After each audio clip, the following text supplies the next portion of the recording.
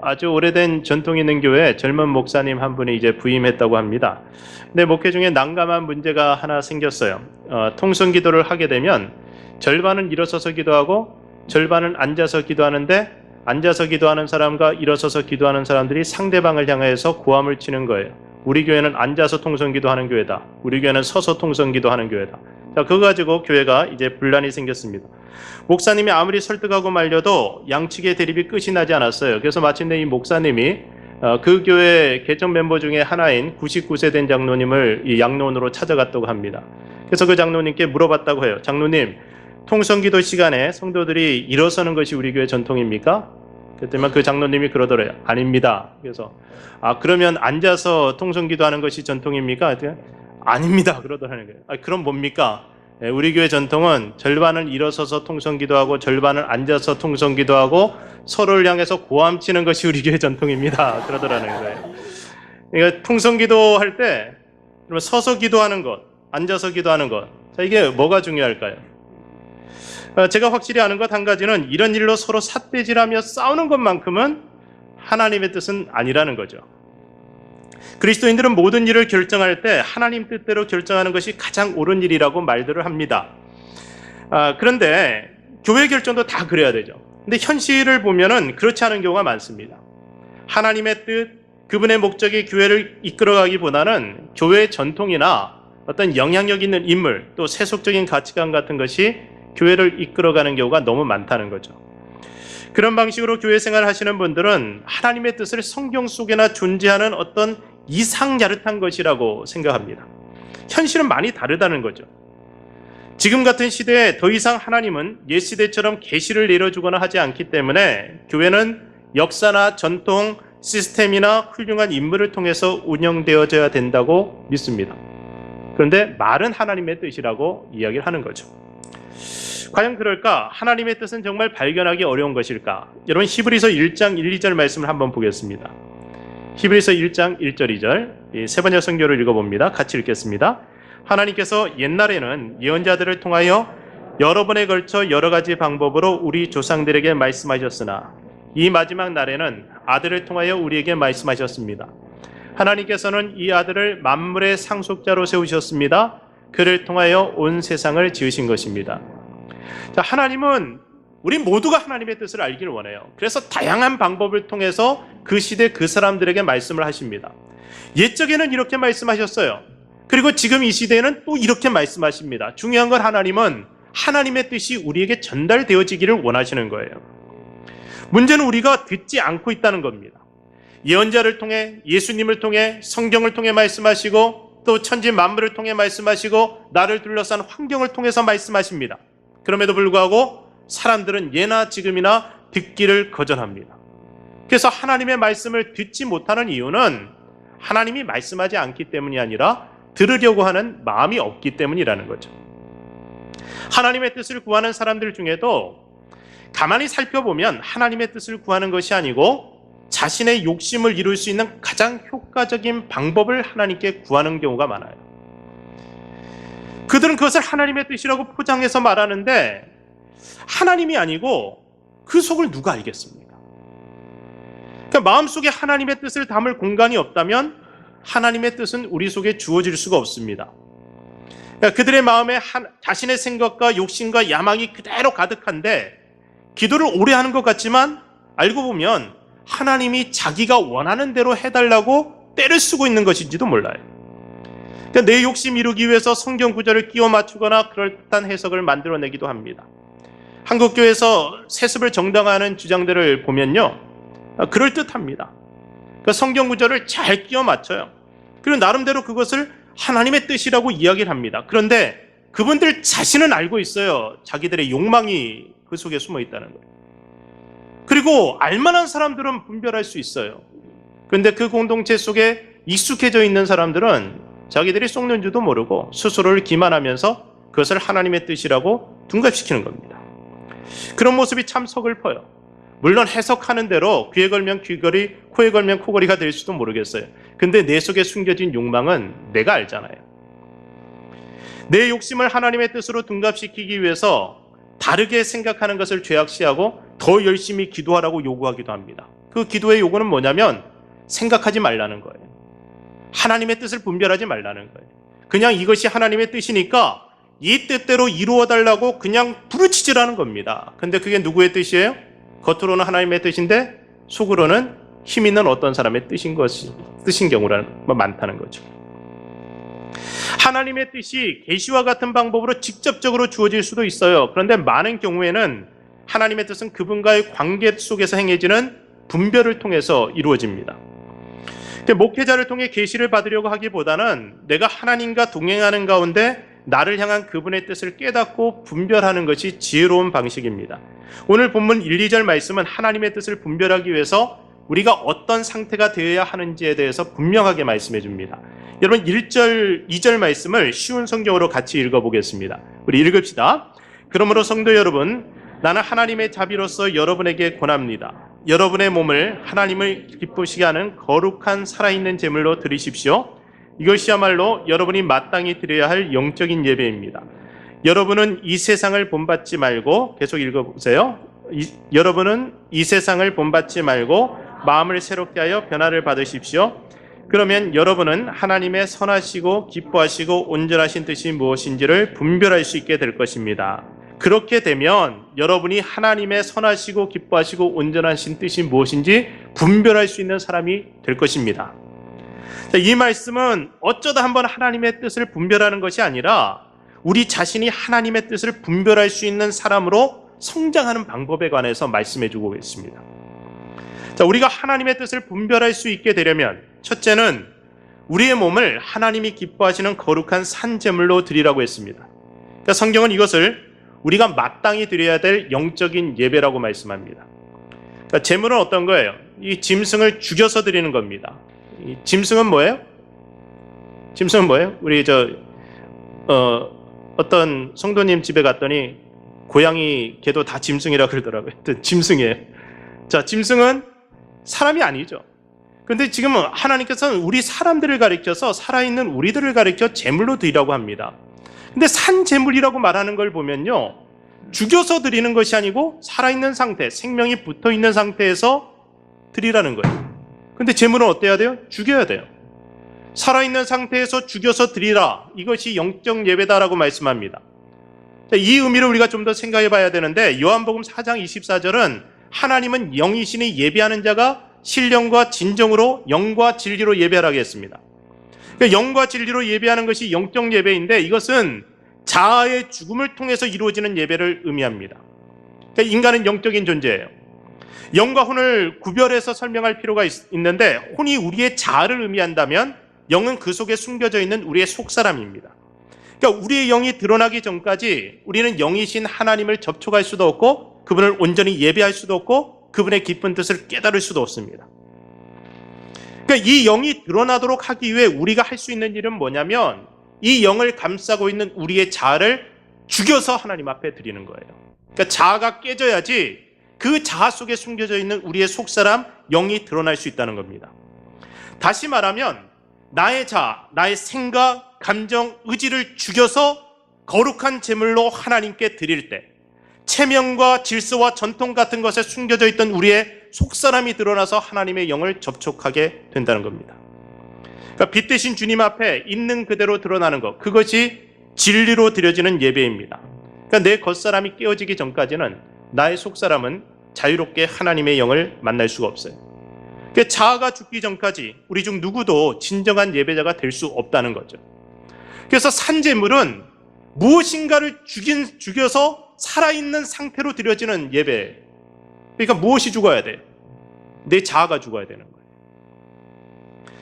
영적인 존재인 인간은 언제나 무엇인가를 예배하며 살아가게 됩니다. 우리가 하나님을 예배하지 않으면 아주 빠른 속도로 다른 것들을 예배하게 됩니다.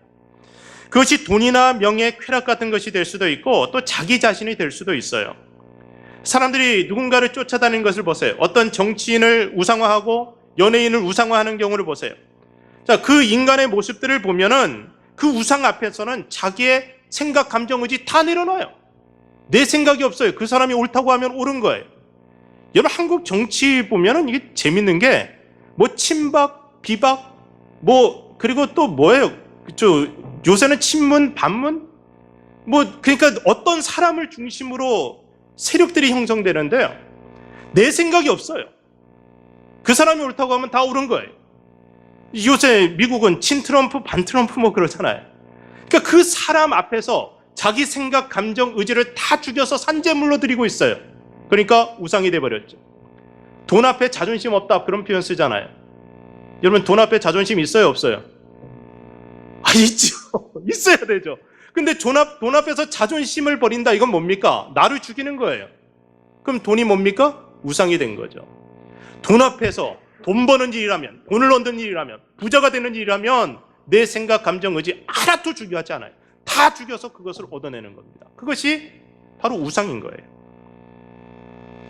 하나님이 아닌 다른 것을 예배할 때 그것이 우리의 생각과 감정과 의지를 지배하게 됩니다.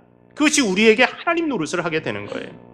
그러니까 나의 자아를 죽여서 나를 산제물로 드려야 할 대상은 하나님 한 분뿐입니다. 그래서 예배의 대상은 하나님이에요. 그래서 우리의 자아를 깨서 죽여야 될 대상은 하나님 한 분이라는 겁니다. 그래서 하나님께 예배 드릴 때 그때 내가 죽어야 돼요.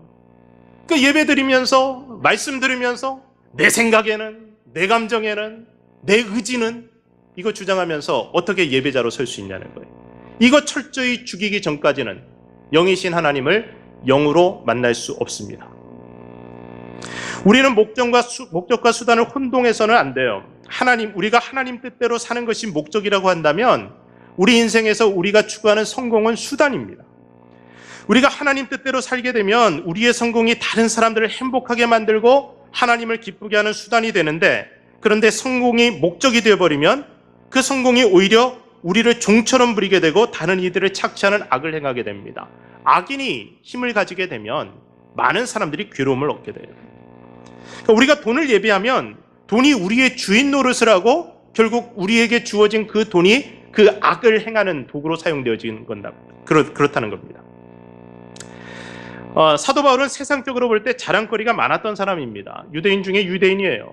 유대인 가운데 뛰어난 사람이었고, 그리고 이 사람이 산헤드린 공유의 회원이었습니다. 당시 유대인들 가운데 높은 지위를 가지고 있던 사람이었어요. 그 최고의 학문을 했던 사람입니다. 그러니까 최고의 학교, 지금으로 따지면 최고의 학교에서 최고의 학문을 했던 사람이에요. 이 대단한 사람이 그 모든 것을 예수 그리스도를 위해 잃어버리고 배설물로 여긴다고 표현합니다. 그런데 좀 특이한 건 뭐냐면, 그러니까 세상 자랑거리였던 그의 학문을 사용하여서 이 사람이 성경을 기록했어요. 배설물로 여긴다는 그 학문을 가지고 뛰어난 문체를 가지고 문장력을 가지고 성경을 기록했어요. 또 그가 배설물로 여기는 로마 시민권을 가지고 자기의 생명을 구하는 데 이용하고 로마까지 가는 기회를 얻기도 합니다. 그래서 우리가 배설물로 여긴다고 할 때 이거는요, 버린다는, 그냥 쓰레기처럼 버린다는 의미하고 좀 다릅니다. 그동안 그가 모시고 살던 것을 진짜 목적을 위한 도구로 삼겠다는 것이 배설물로 여긴다는 의미입니다. 그러니까 자신을 바치는 산제사예요. 내가 돈을 이렇게 중요하게 생각했는데 내 인생의 목적이 그리스도로 바뀌었어요. 그러면 나는 이 그리스도를 섬기는 이 일을 위해서 내가 그렇게 소중하게 여기던 이 물질을 도구로 쓰겠다는 겁니다. 이게 배설물로 여긴다는 거예요. 내가 아끼고 사랑하는 것들을 죽여서 우선순위에서 내려놓고 예수 그리스도를 나의 삶의 우선순위로 모셔놓는 것, 그것이 바로 배설물로 여긴다는 의미입니다. 자, 두 번째, 하나님의 뜻을 분별할 수 있게 되려면 이 세상을 본받지 말고 마음을 새롭게 하여 변화를 받아야 됩니다. 그러니까 이 세대는 하나님과 상관없는 사람들의 사고와 또 삶의 방식으로 형성된 모든 문화를 의미합니다. 그러니까 이것은 패턴 같은 것인데요, 사람들이 어떤 패턴에 익숙해지면은 그것을 당연하게 여기게 돼요. 그리고 그것에 대한 하나님의 뜻을 생각하지 않게 됩니다. 그러니까 당연하게 그렇게 살아가는데 아무 생각을 하지 않는 거예요. 왜 나는 오른쪽으로 걸어갈까 생각하지 않아요. 나는 왜 왼쪽으로 걸어갈까 생각하지 않아요. 나는 왜 오늘 주일인데 양복을 입어야 될까 생각하지 않아요. 그냥 패턴이 그래요. 남들이 하는 대로 그냥 하는 겁니다. 그것이 나쁘다는 게 아니에요. 근데 하나님의 뜻과 상관없이 만들어진 세상의 문화, 그 패턴들이 다 악한 것이 아닙니다. 하나님은 하나님을 모르는 사람들을 통해서도, 심지어는 하나님을 대적하는 사람들을 통해서도 하나님이 원하시는 문화들을 만들어 가세요. 세상의 질서와 시스템을 만들어 가십니다. 근데 중요한 것은 우리가 무조건 그 패턴에 익숙해져서 생각 없이 따라가는 것은 아니라는 거예요. 그건 그리스도인들의 모습이 아니라는 겁니다. 우리는 이 세상의 모든 패턴들, 그 문화들에 대해서 기독교적인 가치관을 가지고 한 번 더 생각하고 분별할 수 있어야 된다는 겁니다. 여러분이 모르는 대로 살아가면은 좀 편안할지 몰라요. 그런데 그런 사람은 하나님의 뜻을 성취할 수는 없습니다. 무조건 따라가지 말고 한번 생각해 봐라. 왜 이렇게 살아야 되지? 나는 왜 이렇게 살아야 되는가? 이렇게 사는 것이 무슨 의미일까? 이것은 바람직한 문화일까? 그러니까 마음을 새롭게 한다는 말은 외부적인 요인에 의해서 내 마음에 일어나는 변화를 의미하는 겁니다. 그러니까 이것이 외부에서 일어나는 변화를 통해서 내 마음에 일어나는 거예요. 그러니까 하나님이 내 마음을 변화시킬 수 있도록 내 마음을 하나님 앞에서 새롭게 가질 수 있도록 어떤 내 마음이 이 세대의 패턴으로부터 분리되어져야 된다는 거예요. 이 세대의 패턴에 묶여 있으면, 그러니까 어떤 벨트에 묶여서 돌아가는 동안은 내 마음이 새로워질 수 없기 때문에, 그래서 하나님 앞에 패턴에서 분리해서 내 마음을 하나님 앞에 드려야 된다는 거죠. 우리 본문 1, 2절 말씀을 다시 한번 읽어보도록 하겠습니다. 자, 읽어봅시다. 시작.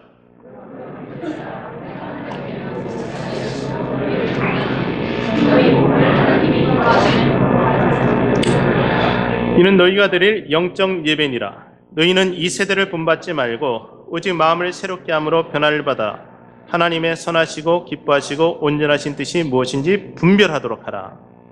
자, 제가 말씀을 묵상할 때도요, 그냥 어떤 주석서나 많은 선배들이 해왔던 설교나 그런 것에 묶이지 않으려고 해요. 그래서 그것을 먼저 보지 않아요.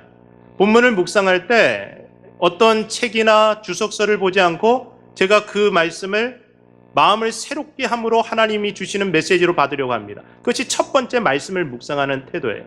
그 기존의 패턴에서 벗어나는 거예요. 아무리 이것이 훌륭하고 거룩하다고 하더라도 오늘 이 시대에 나에게 말씀하시는 하나님의 말씀은 다를 수가 있어요. 오늘 나를 통해서 하고자 하시는 하나님의 일은 다를 수가 있어요. 그래서 내 마음을 새롭게 함으로 이 세대를 본받지 않고 이 마음을 새롭게 하여서 하나님 앞에 서게 되는 겁니다. 그리고 나서 주석을 보고 그리고 나서 공부를 하는 거예요. 저는 오늘 이 예배를 드리는 우리들의 마음이 새롭게 변화되어서 하나님의 선하시고 기뻐하시고 온전하신 뜻이 무엇인지 분별하는 사람들로 성장하게 되길 주의 이름으로 축복합니다. 그러기 위해서 기존에 가지고 있었던 모든 패턴들에 대해서 한 번 정도 의심해 보시라는 거예요. 한 번 정도 의심해 보시라는 거예요.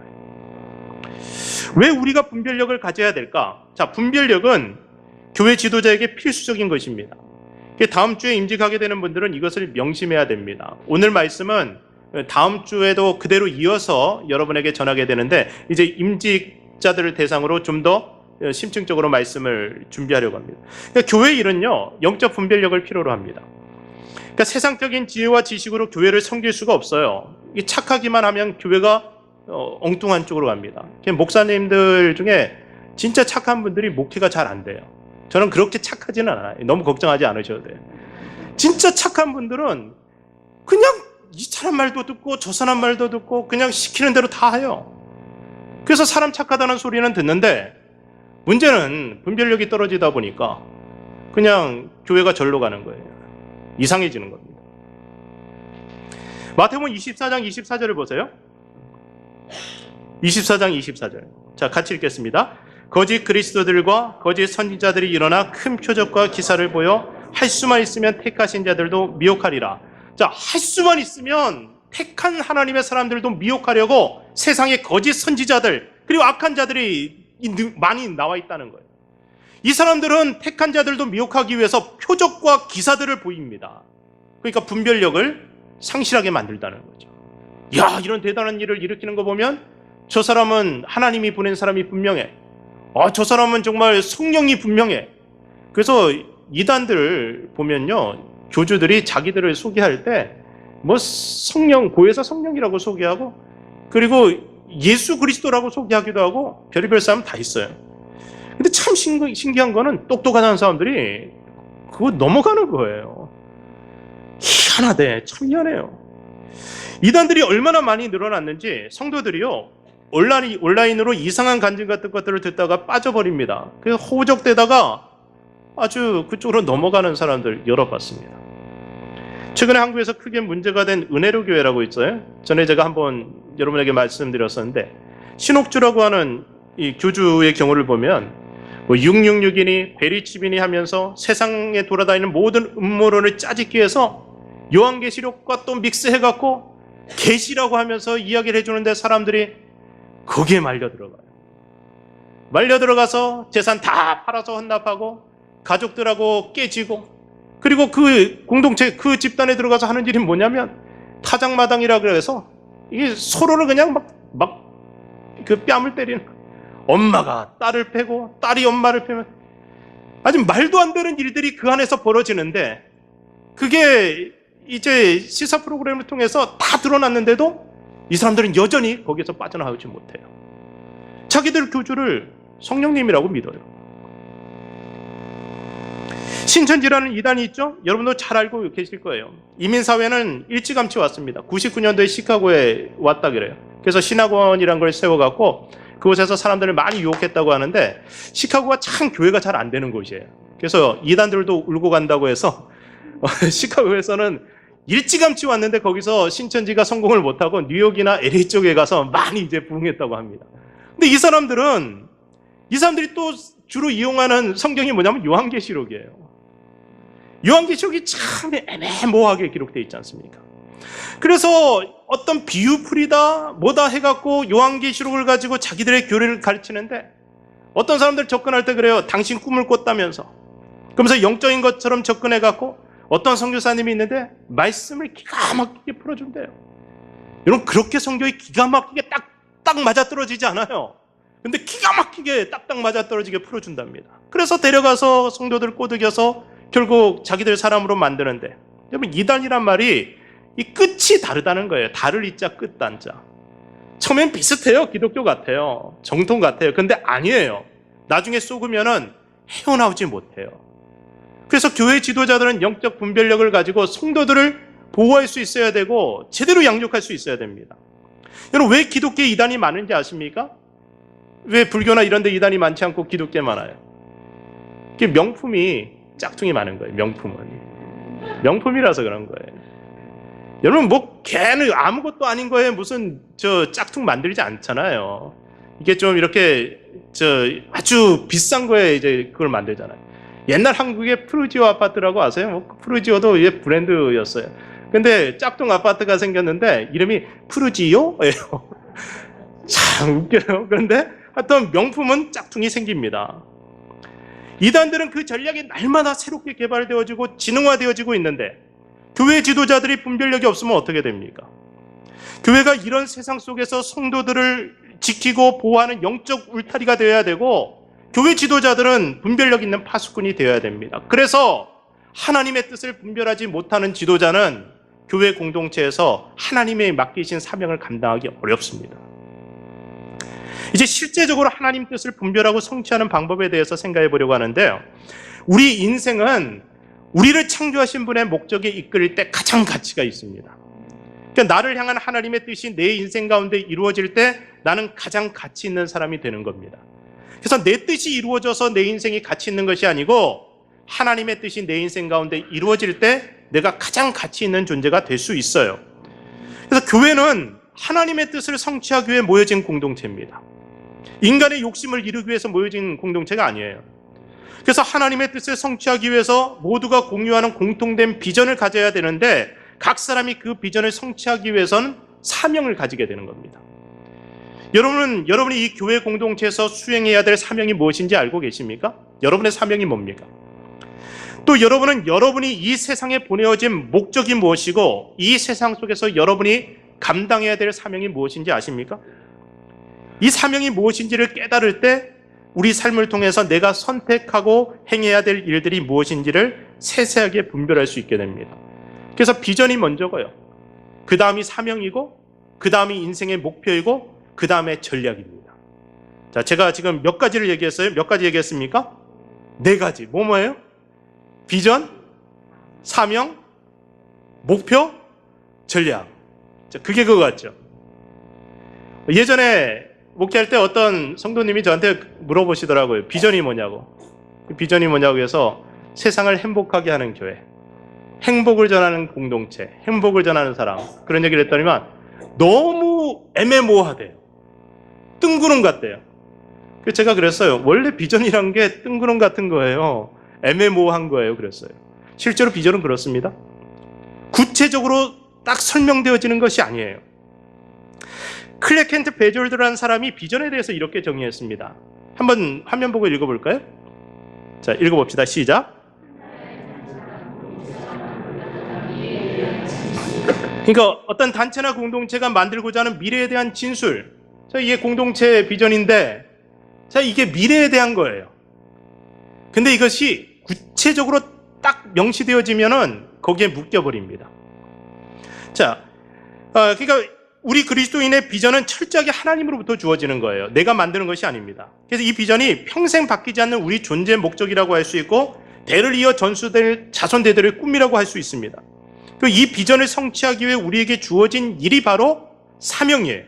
그러니까 사명은 소명이라고도 표현될 수 있고, 개인에게는 직업이라고 표현되어질 수도 있습니다. 그러니까 우리에게 맡겨진 사명을 보다 구체화하기 위해서 목표를 세우고, 또 그 목표를 달성하기 위해 전략을 선택하게 되는데, 그래서 비전, 그리고 사명, 목표, 전략은 이렇게 구분되어집니다. 아직까지 정리가 안 되실 거예요. 좀 더 여러분의 이해를 돕기 위해서 한 사람의 예를 들어보겠습니다. 자, 사도 바울의 경우인데요. 비전과 사명, 목표와 전략의 개념, 이 사람을 통해서 한번 정리해 보세요. 바울에게 있어서 비전은 땅끝까지 복음이 전파되고 하나님 나라가 확장되는 것이었습니다. 그러니까 표현이 조금 다를 뿐이지, 제가 방금 여러분에게 말씀드렸던 우리 교회의 비전, 행복을 전하는 교회, 똑같은 내용이에요. 그러니까 하나님 나라가 이 땅에 이루어지기 위해서 하나님이 우리에게 주신 복을 온 세상에 전하는 것이 우리 교회의 비전이고 제 비전입니다. 자, 그런데 바울은 이 하나님 나라의 비전을 위해서 하나님으로부터 선교사의 사명을 받아요. 여러분, 사도행전 9장 15절 말씀 보겠습니다. 자, 읽읍시다. 주께서 이르시되 가라, 이 사람은 내 이름을 이방인과 임금들과 이스라엘 자손들에게 전하기 위하여 택한 나의 그릇이라. 자, 19장 21절 말씀 읽어봅시다. 이 일이 있은 후에 마게도냐와 아가야를 거쳐 예루살렘에 가기로 작정하여 이르되 내가 거기 갔다가 후에 로마도 보아야 하리라 하고. 자, 로마도 보아야 하리라. 그러니까 사도 바울에게 있어서 당시 그리스도인들에게 있어서 땅끝은 로마였습니다. 그러니까 땅끝까지로 복음이 전파되리라고 했잖아요. 그 땅끝이 로마였습니다. 그러니까 로마까지 나는 가서 복음을 전하겠다. 그것이 사도 바울의 이 사명이었습니다. 자, 그리고 24절, 사도행전 20장 24절 시작. 주 예수께 받은 사명, 곧 하나님의 은혜의 복음을 증언하는 일을 마치려 하면은 나의 생명조차 조금도 귀한 것으로 여기지 아니하노라. 자, 사명이 중요해요? 생명이 중요해요? 진짜 그래요? 여러분, 사명을 위해서 여러분 목숨 바칠 수 있어요? 자, 여기에 여러분 생각해 보세요. 부모에게 자식을 키우는 거 사명이에요. 내 자식은 내 인생의 사명이에요. 자, 이 자식을 위해 내 생명을 바칠 수 있어요? 없어요? 있어요. 이게 사명인 거예요. 자, 여러분, 내 아내는 하나님이 나에게 맡기신 사명이에요. 이 아내를 위해 내가 최선을 다해서 살아야 되는데, 이 아내를 위해서 내 생명을 바칠 수 있어요? 없어요? 있어요. 없어요? 있어요. 그게 사명인 거예요. 자, 사도 바울의 사명은 뭡니까? 주 예수께 받은 사명, 땅끝까지 이르러 복음을 전하는 것. 그에게 있어서 로마가 그에게 목표였습니다. 그곳까지 가서 복음을 전하는 것. 그리스도께서 자신을 택하여서 온 세상 사람들에게 복음을 전하라고 하신 이 사명을 감당하기 위해서는 나의 생명은 조금도 귀한 것이 아니라는 거예요. 그래서 직업적으로 세상 사람들도 그 직업의 사명을 이루기 위해서 자기 생명을 바쳐요. 그러니까 우리가 하루하루 우리가 희생하는 생명 에너지들이 다 우리의 생명입니다. 우리가 단순히 먹고 살기 위해서 일한다고 하면은 이건 너무 불쌍한 거예요. 우리가 우리 직업이 우리의 소명이 되어야 되는 이유도 그겁니다. 우리가 이 일을 하면서 내가 이 일을 통하여 하나님이 내게 맡기신 사명을 감당하는 거예요. 그래서 이 일을 하는 동안 여러분, 소방관들이 불 속에 뛰어들어가면 생명 위험해요? 안 위험해요? 위험하죠. 그런데 내 직업이잖아요. 이게 사명인 거예요.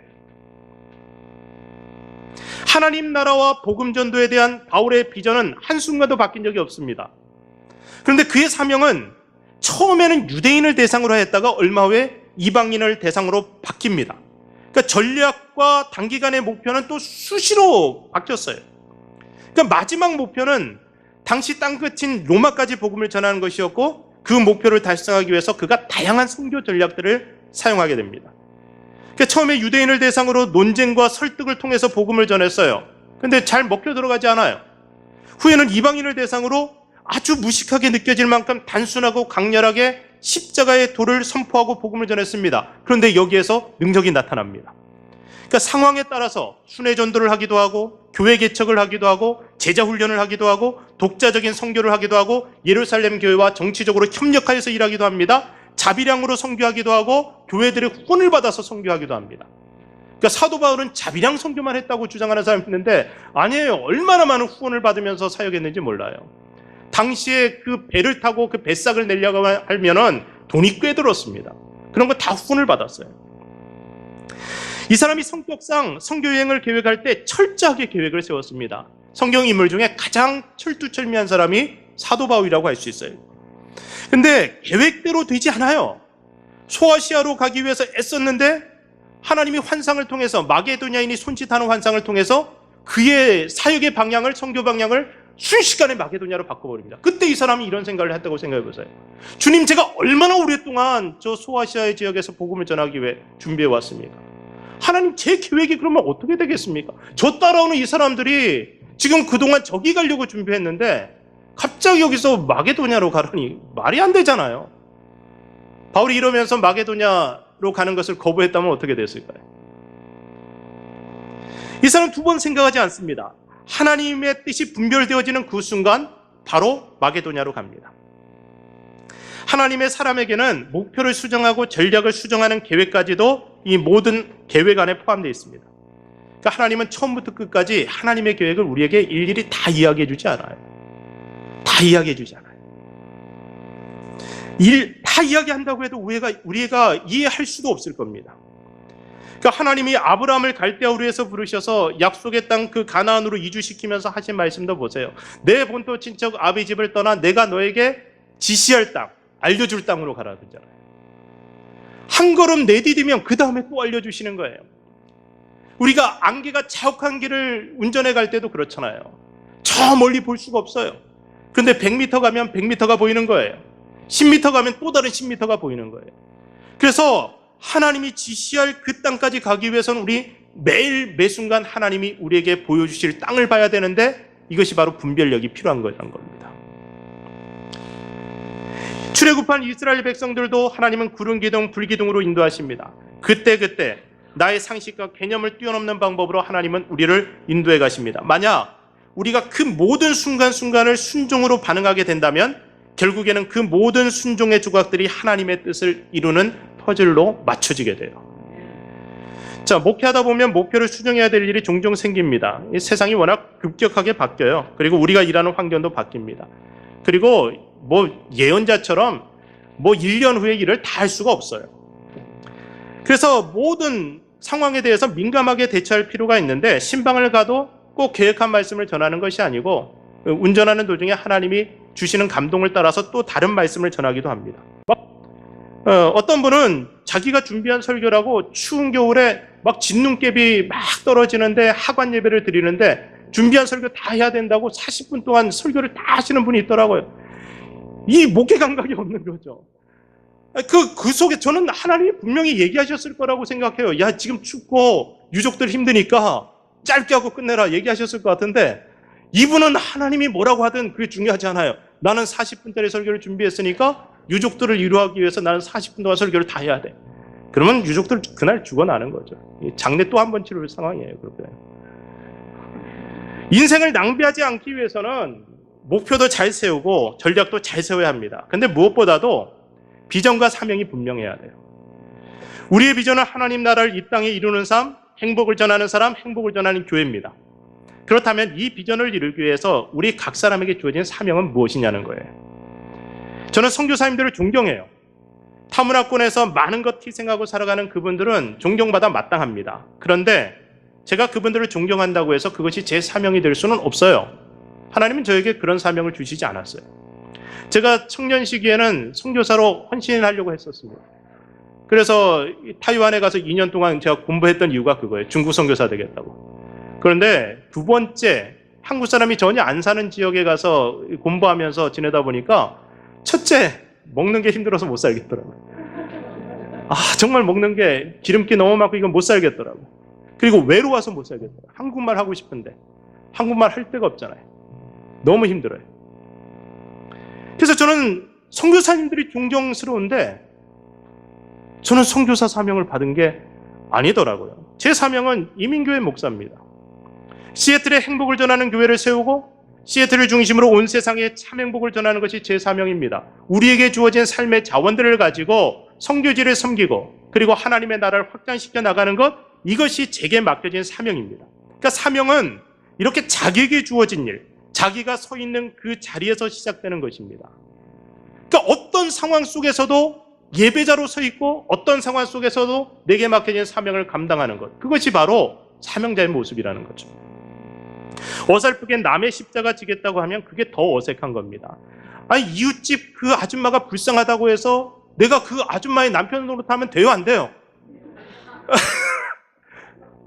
아무리 불쌍해도 그 여자의 남편이 그 사명을 가진 거예요.